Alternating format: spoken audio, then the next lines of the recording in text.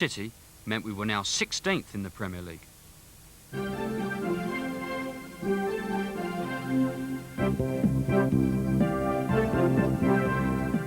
Traditionally, October is our best month. We tend to win 2 out of every 3 games. This one turned out even better. Bradley Allen turns, comes back, Devon White scores! There's Marshall, headed away again by Clive Wilson, who for me has played some outstanding stuff today.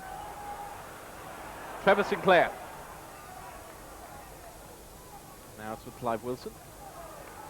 Back to Wilkins. Sinclair again. Neat play by Rangers. Barker. Now it's going to come for Bardsley.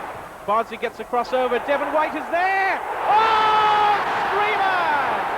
Devon White scores goal number 2. Well, what about that?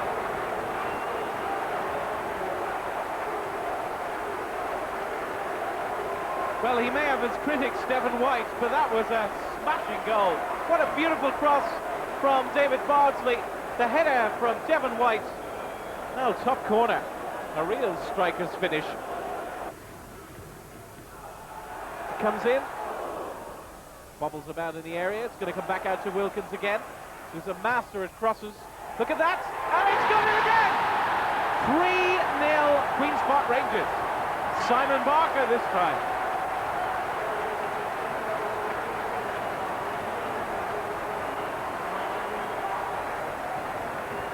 It was a very wet night, if I remember correctly, and from there we played quite well. We scored an early goal through myself, and then it was great to go on and score another 2 goals and pick up my first senior hat-trick.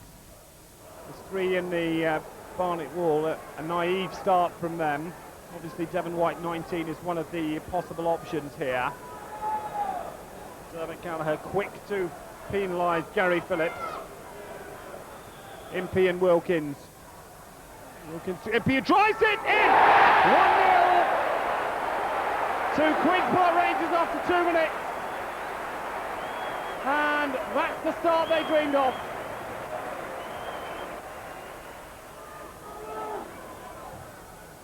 Wilson with the cross. Impey, good turn.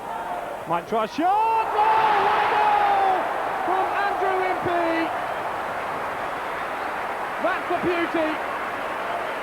Impey finishing with some aplomb. Wonderful strike. And it's 2-0 to Queen's Park Rangers.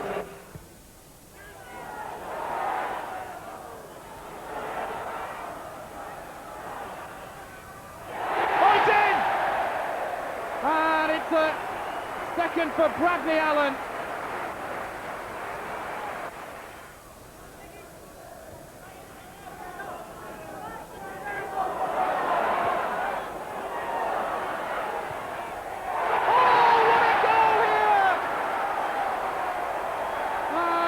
Bradley Allen, who completes his hat-trick with a real beauty.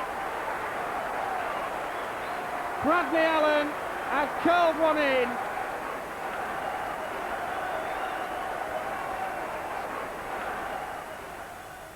When that happened, you sort of you get a little bit of attention, which is really nice.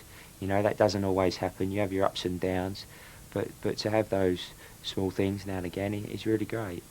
Bradley's not the first member of the Allen family to hit a hat-trick for us. His father Les hit 2 before becoming manager, while brother Clive hit 4. QPR has had quite a tradition with other fellow members of the family, because my father played here back in the 60s when they won the League Cup QPR, and also my brother Clive played here and he had good spells here earlier on in his career.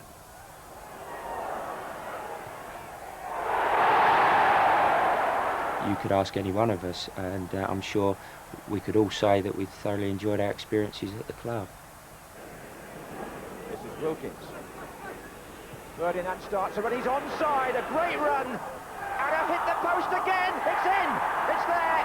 Rangers take the lead, and Ferdinand's comeback is emphatic. What a great move. Ray Wilkins showing all the experience of his 37 years in the game with a pass that cut the defence in half. Ferdinand made his run brilliantly. The shot hits one post, it rolls along the line, and it goes in off the other post. Well, what could England have done with that on Wednesday night, you've got to ask yourself. To Lee. Watson again. Good cross, flicked on. Oh, Allen! What a good goal! It's Malcolm Allen.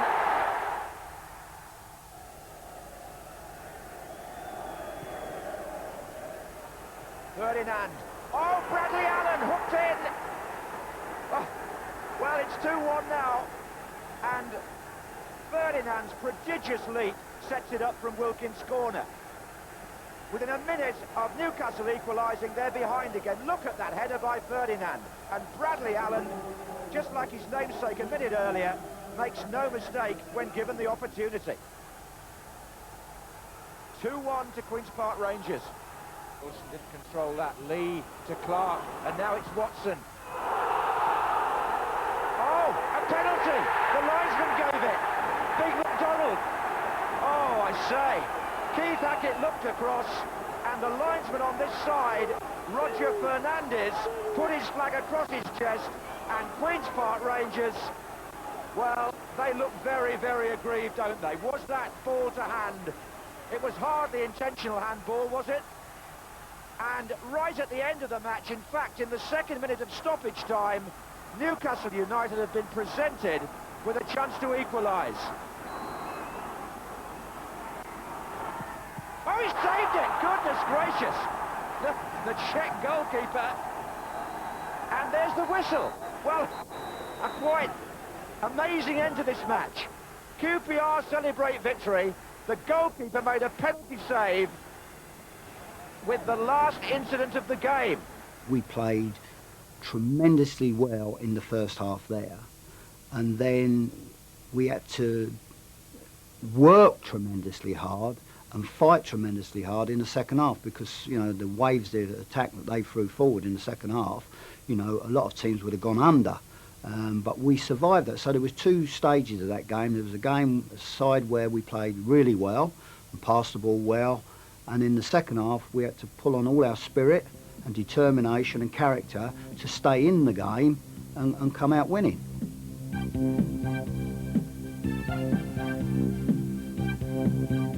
And Les almost didn't play. I'd been having treatment for 2 weeks, and on a Saturday when we play away from home, we always train on a Saturday morning, and I hadn't done any training at all until that Saturday morning. And Jerry said, "How do you feel?" I said, "Well, it doesn't feel too bad, you know, just still a bit stiff." He said, "Let's go out and train and see how it goes." Went out and trained, and, you know, when we originally went to the game, he said to me, "I'd like you to play just for 45 minutes. If you could give me 45 minutes, I'll be pleased with that." It ended up, I played for 90 minutes and it went well.